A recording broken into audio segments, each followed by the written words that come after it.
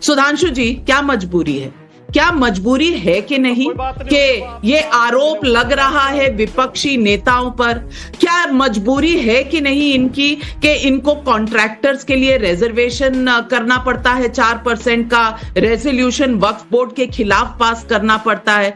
कोई मजबूरी होगी ना। आजा संडास दिखा तो। देखिए, पहली बात मैं स्पष्ट कर दूं, राजकुमार भाटी जी ने कहा किसी के शादी ब्याह की दावत या कार्यक्रम की दावत और रोजा अफ्तारी में अंतर है। रोजा अफ्तारी एक धार्मिक कार्यक्रम है जो रोजेदारों को रखना चाहिए। मैं विनम्रता से पूछना चाहता हूं, जितने लोग इसमें बैठे हुए दिख रहे थे, इसमें रोजेदार कौन था? जया बच्चन जी, अखिलेश जी या सोनिया गांधी जी? अगर आप बगैर रोजेदार हुए रोजा अफ्तार करते हैं तो यह मुस्लिम भावनाओं का मजाक उड़ाना है। क्या बात कर रहे हैं? दूसरी बात, ये किस पार्टी द्वारा बुलाई गई है रोजा अफ्तारी? ये मुस्लिम लीग जिसने देश का विभाजन कराया। और जो लोग बचने का प्रयास करते हैं, मैं उनसे कहना चाहता हूं, आपके लाखों दर्शकों से चेक कर लें, ये इंडियन यूनियन मुस्लिम लीग के संस्थापक मोहम्मद इस्माइल, जिन्होंने मार्च 1948 में नाम बदल के इंडियन यूनियन मुस्लिम लीग किया, वो जिन्ना की मुस्लिम लीग के दक्षिण भारत के अध्यक्ष थे, सेम मोहम्मद इस्माइल।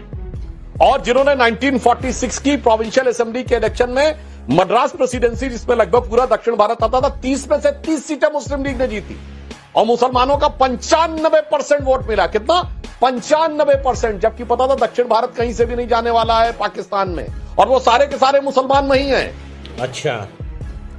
और उसके बाद उनको जानते क्या उपाधि दी गई थी राजकुमार भाटी जी? कायदे मिल्लत। क्योंकि कायदे आजम जिन्ना कहा जाता था मोहम्मद इस्माइल और पीके पोकर साहब बहादुर, ये दो जिन्ना के इक्विवेलेंट माने जाते थे और यही मुस्लिम लीग के सदस्य बने। और 27 अगस्त 1947 को कॉन्स्टिट्यूएंट असेंबली में इन लोगों ने डिमांड की कि मुसलमानों को सेपरेट इलेक्टोरेट दिया जाए। झल्लाकर सरदार पटेल ने कहा कि आप सब ने पाकिस्तान के पक्ष में वोट किया था, एक रात में आपका दिल बदल गया, ये मैं नहीं मानता। और ये बात सरदार पटेल ने 3 जनवरी 48 को कलकत्ता के अपने भाषण में भी कही। उन्होंने कहा मगर फिर ये अब ये मत कहो कि अलग चाहिए। उन्होंने कहा छोटा भाई बड़ा भाई, छोटा भाई बड़ा भाई देख के हम बहुत भुगत चुके, ये सरदार पटेल ने कहा। तो कहा अब देश के लिए क्या कर सकते हो ये बताओ। उस मुस्लिम लीग के साथ जाके ये खड़े हो रहे हैं, उसके में रोजा अफ्तारी कर रहे हैं। साहब, देश के साथ भी आप धोखा कर रहे हैं और मुस्लिम समाज के साथ भी आप धोखा कर रहे हैं।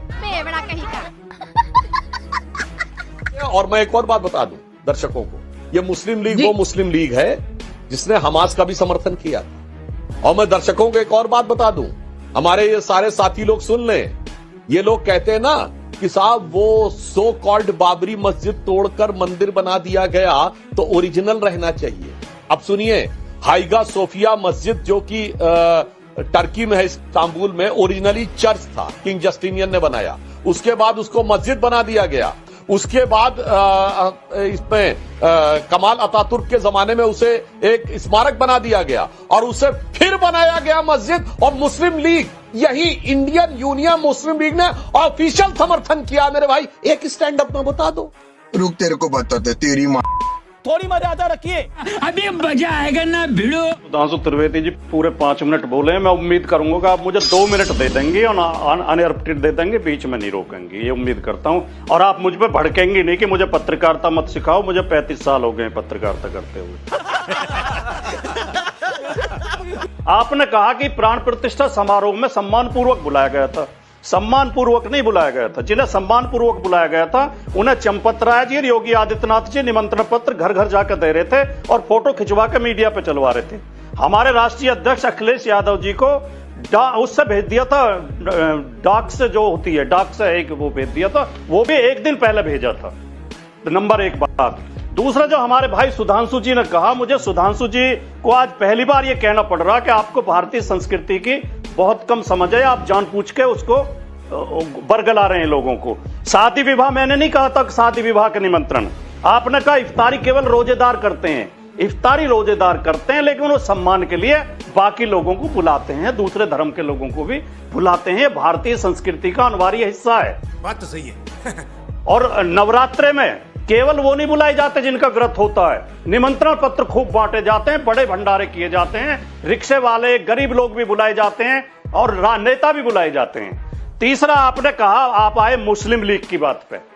भाई साहब, जिस मुस्लिम लीग ने पाकिस्तान बनाया था, जिसने देश का बंटवारा किया था, वो मुस्लिम लीग पाकिस्तान में चली गई। ये मुस्लिम लीग इंडियन मुस्लिम लीग है। और जो वो मुस्लिम लीग थी जिन्ना वाली, जिसने पाकिस्तान बनवाया था, उनके साथ आपके पार्टी ने मिलकर सरकारें बनाई थी। आपके मुखर्जी साहब उसमें मंत्री रहे थे, बंगाल की सरकार में, और सिंध की सरकार में भी आप शामिल थे। तो कृपया ये इस तरह से देश को बरगलाएं।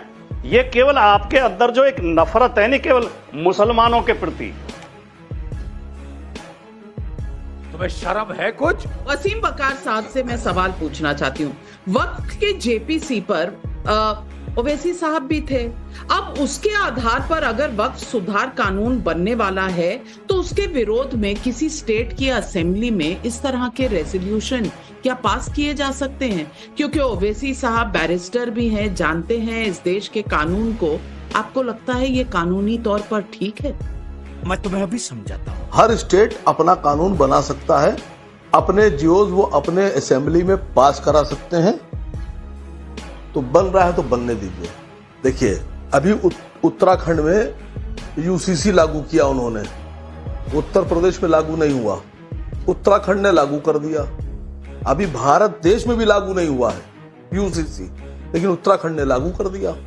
उनका अधिकार है, क्षेत्रीय प्रांतीय अधिकार, उसको आप क्यों छीनना चाह रही हैं नाविका जी? ये उनका अधिकार है, ये आपका अधिकार नहीं। उन्हें करने दिया, मुख्यमंत्री के पास इसका पावर है। समझ रहे हो? समझ रहे हो आप?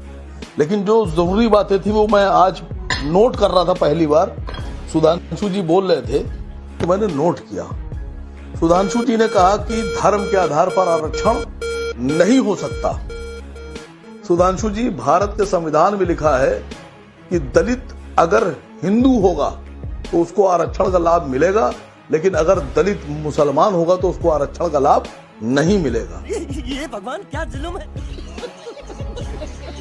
ये धर्म के आधार पर है, ये मैं नहीं बोल रहा, ये देश का संविधान कह रहा है कि धर्म के आधार पर अगर हिंदू है मुसलमानों में जात पात है क्या? आपने एक बात बड़ी मजेदार कही सर।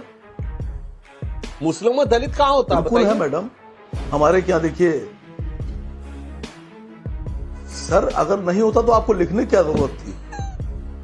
आपने कहा कर्नाटक में गाय काटी गई। मैं मजलिस इत्तेहादुल मुस्लिमीन का चीफ स्पोक पर्सन कई बार ये मांग कर केरल में आप मेरी तरफ से जरा सा राज्यसभा में ये बात उठाइएगा कि आसिम बकार कह रहे हैं कि गाय को राष्ट्रीय पशु घोषित कीजिए। जब राष्ट्रीय पशु घोषित कर देंगे तो केरल से लेकर और मणिपुर तक गाय सुरक्षित हो जाएगी। फिर खरीदना, बेचना, लाना, ले जाना सब प्रतिबंधित हो जाएगा। ये बड़ी अच्छी बात कही आप। अभी आपने एक बात कही, धार्मिक आधार पर जो दावतें होती हैं, मैडम ये लोगों का जातीय अधिकार है, इसको मत छीनिए। आप मुझे बुलाइएगा, भंडारे पे बुलाइएगा, मैं आऊंगा। आप पूजा पे बुलाइएगा, मैं आऊंगा। सुधांशु त्रिवेदी जी मुझे बुलाएंगे होली पर, मैं आऊंगा। आप बुलाते ही नहीं सर हम लोगों को। दूसरी बात, अभी आपने एक बड़ी अच्छी बात कही, अब मैं आपको गिना रहा हूं सर।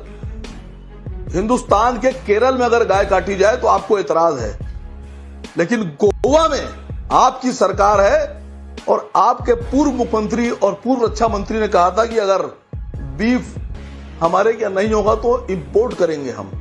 अब मैं कुछ नाम ले रहा हूं सर। गल्फ कंट्रीज में सबसे महंगे दामों में हिंदुस्तान का बीफ बेचा जा रहा है।